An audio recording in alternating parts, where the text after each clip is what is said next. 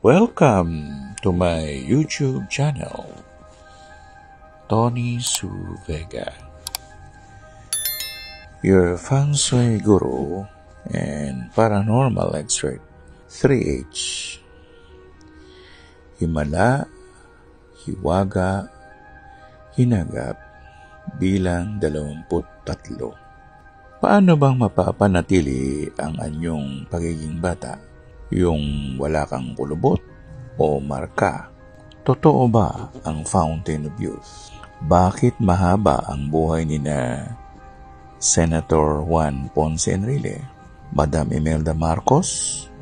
Bukod sa lifestyles nila, mayroon din available na stem cell noong araw pa.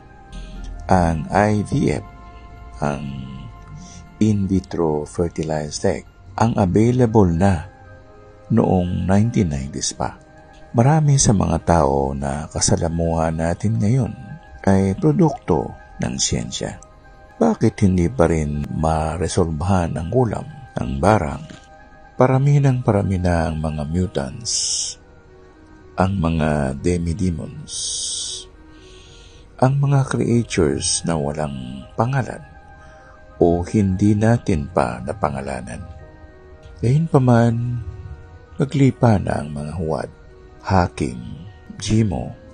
Ligtas pa bang tirahan nating mga tao ang mundong ito? Kapag naubos na natin ang solar energies, saan kaya tayo pupulutin? Magkakaroon pa ba ng saysay ang mga kwento natin?